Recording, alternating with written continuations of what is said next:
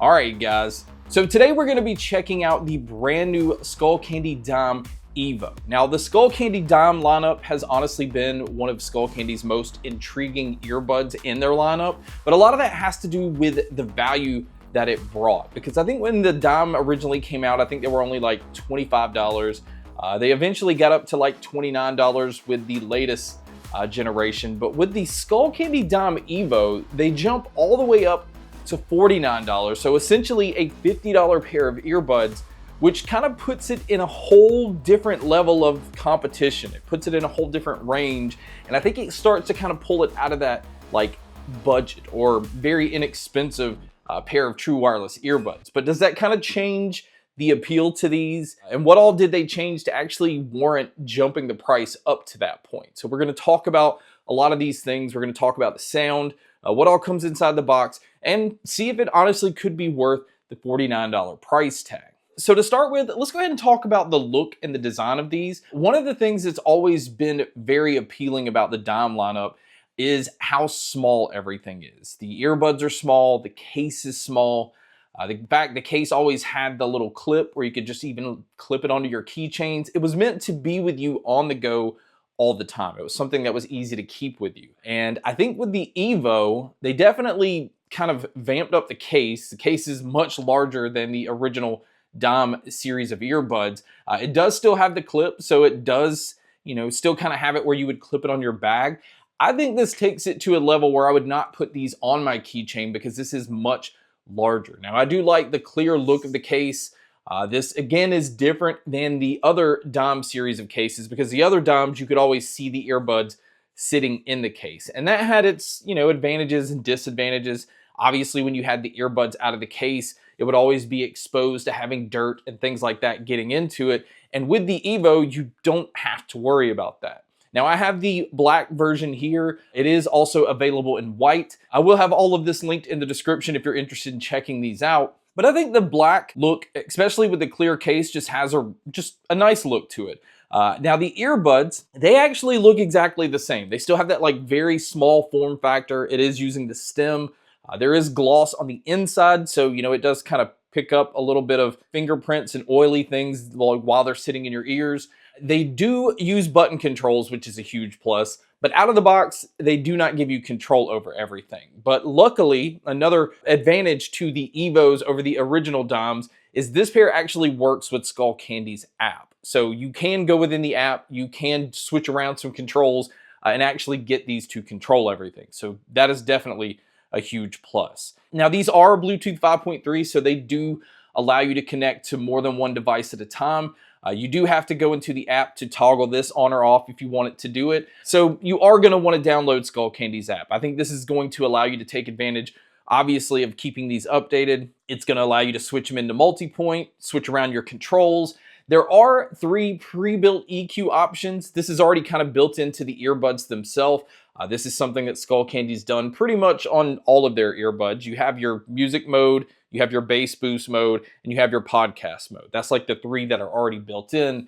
But within the app, you can go in and customize the sound the way that you want. So you don't just have to be stuck to those 3 EQ settings, which is something that you were locked into with the other Dime earbuds. Now, also within the app, you can turn these into a low latency mode, so you can cut down lag when it comes to movies, videos, gaming.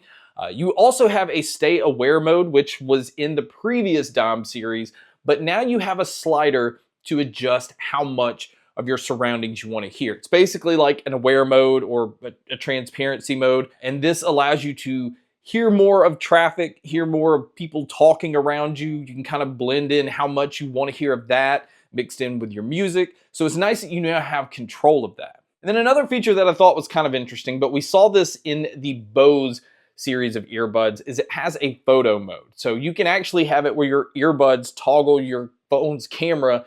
So you could set up your phone at a distance and have it where your earbud will have it take a picture, so you don't actually have to have it in like selfie mode or hold it just an arm's length away. You can have it further away from you. Now, if you are going to use these outdoors, it only comes in with an IPX4 rating.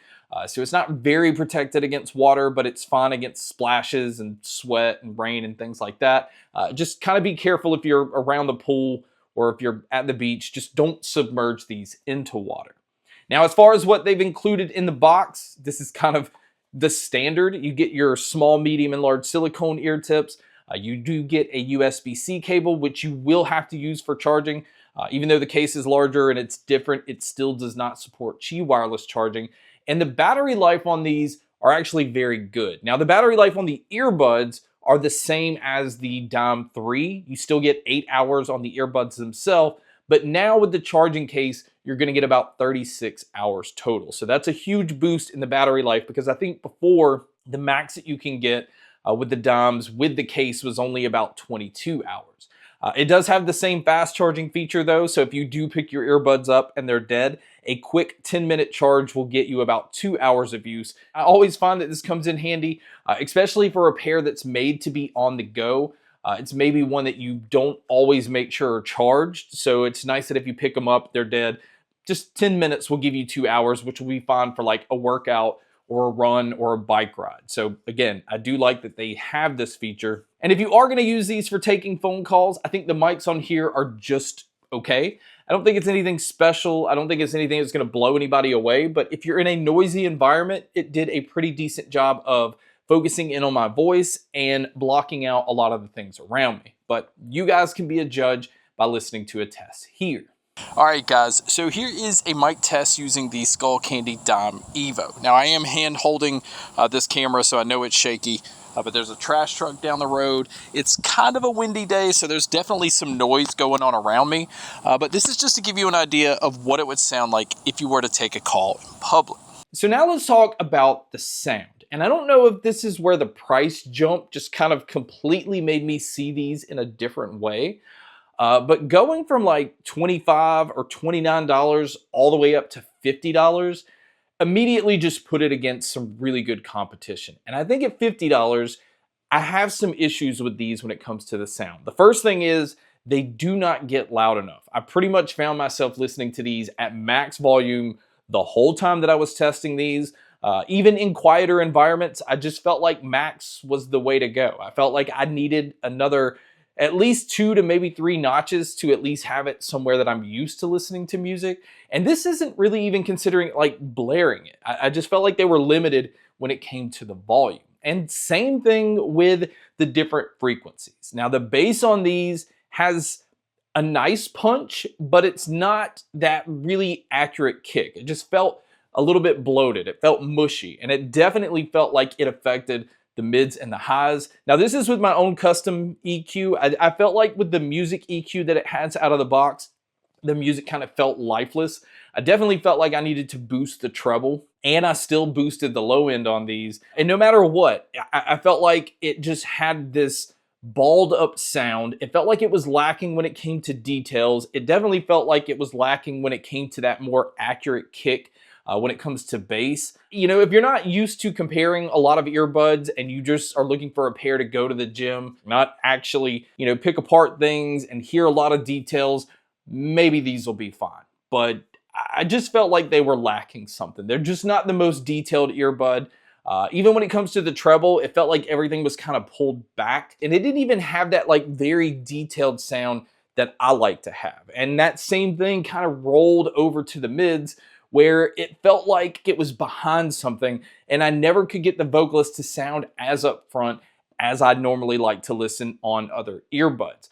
So when it came to the sound stage and the sound imaging, because the low end had this effect on the rest of the sound, it definitely did not sound like an open sounding earbud, but it still did a really good job of being able to tell where different sounds are coming from. Just don't expect them to be that far from you. Everything just feels a little too closed in for me. So my overall opinion is this. I think if you're looking for that very portable on-the-go earbud, I would push you more back in the direction of looking at the previous version of the Dime. I think the Evo did not hit the mark here, but the whole problem for me is the price jumping up to almost $50. And I don't think that there's enough here to warrant that price jump, especially when I'm looking at audio products. My focus is on the sound. And I don't feel like the sound delivers in this $50 range. Again, much better options out there in this $50 range. I could start listing them, but really I could probably go a whole nother video at listing what options are out there that are better for $50 instead of the Skullcandy Dime Evo. If they drop the price in half and it goes to $25, maybe $29, then I would say it's worth picking these up. I definitely would feel like the value is in these there, but the sound doesn't deliver, the features don't deliver, and the design, although it is a step up from the original Dimes, I don't think it warrants the jump in the price tag.